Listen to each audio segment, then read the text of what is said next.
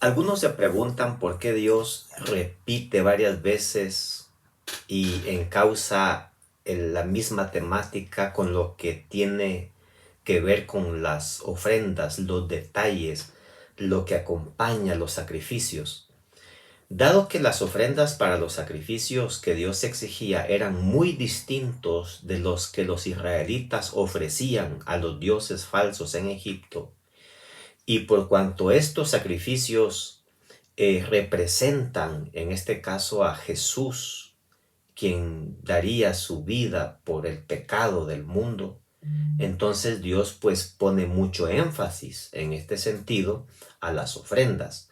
No olvidemos que la exactitud de cada cosa que debía acompañar a los distintos holocaustos y a las ofrendas de paz, las ofrendas por el pecado, las ofrendas por la culpa, era algo muy importante, porque en este sentido traía perdón de pecados y sobre todo pues ejercía en la mente del adorador y del oferente el concepto de que un día el Mesías iba a entregar su vida por él.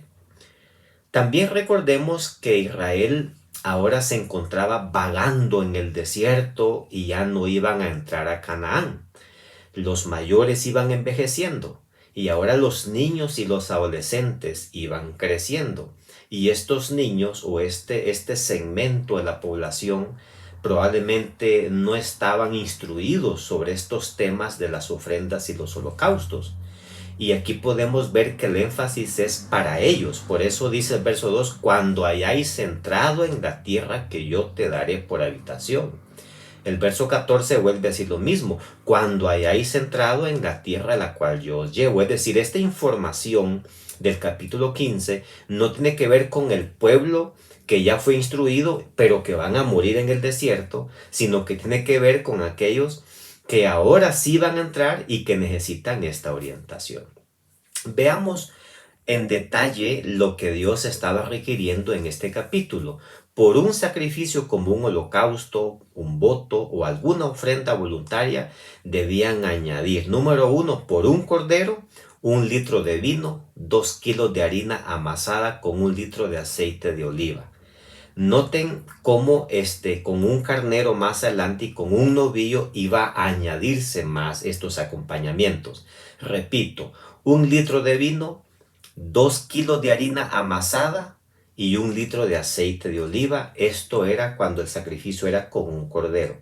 Cuando era con un carnero debía llevar 1,5 litros de vino, 4 kilos de harina amasada y 1,5 litros de aceite de oliva. Y cuando era un novillo, o como algunas versiones dicen, un toro, en este sentido debía de acompañarse 2 litros de vino, 6 kilos de harina amasada y 2 litros de aceite de oliva. Pero en el caso de ofrenda para el perdón de los pecados, los sacrificios serían sacrificios de expiación por el pecado. Y en tal caso, la instrucción era la siguiente: si el pecado era para la congregación, es decir, era un pecado, diríamos, congregacional, grupal, era un novillo por holocausto, con las cantidades de harina y vino correspondientes como libación, pero también un macho cabrío para la expiación.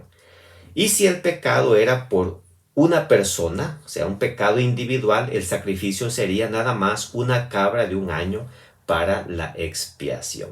Estas instrucciones eran tanto para los israelitas como para los extranjeros que escogieron vivir en medio de ellos. Pero Dios fue claro que estos sacrificios eran solo para quienes pecaran involuntariamente. En el caso de quienes se rebelaran de forma intencionada y pecaran deliberadamente, entonces ellos serían eliminados. Y los versos 32 al 36 ilustran un pecado por rebelión. Un hombre estaba recogiendo leña en sábado, a sabiendas que estaba quebrantando abiertamente la ley de Dios. En lugar de presentar un sacrificio, la congregación lo sacó fuera del campamento, dice el verso 36, y lo apedrearon hasta que murió, tal como Jehová le había mandado a Moisés. Un consejo final aparece aquí terminando el capítulo. Dios le le motiva o aconseja al pueblo israelita que confeccione flecos y que se los pusiesen alrededor o en los bordes de sus vestidos, con el propósito de que al ver estos flecos ellos se acordaran de todos los mandamientos de Dios y de esa manera evitar caer en alguno evitar quebrantar alguno de ellos y cometer pecado. Así como esos flecos les permitirían recordarse de los mandamientos de Dios, pues ahora todos nosotros podemos grabar en nuestros corazones los mandamientos de Dios, y en la medida que nosotros aprendamos a amar a Dios y a relacionarnos con Él y a caminar con Él, entonces se nos facilitará guardar los 10 mandamientos. El propósito de Dios no es que nosotros guardemos los mandamientos de manera legalista, sino como Jesús dijo allá en San Juan capítulo 15: si me amáis, guardad mis mandamientos. Los mandamientos de Dios y guardarlos es una evidencia que amamos a Dios. No guardamos los mandamientos para que Dios no nos castigue o para intentar quedar bien con Él. No, mis hermanos. Nosotros aceptamos a Jesús como nuestro Salvador, agradecidos por lo que ha hecho por nosotros, y conforme lo vamos amando, nosotros vamos a ir guardando los mandamientos de una manera natural, como un resultado. Los mandamientos no nos sirven y no nos ayudan para otra cosa más que para ver qué es bueno y qué es malo, y en este caso poder llegar a la tierra prometida como Dios quería que estos israelitas llegaran. Que Dios nos bendiga y les esperamos el día de mañana para juntos continuar estudiando un capítulo más.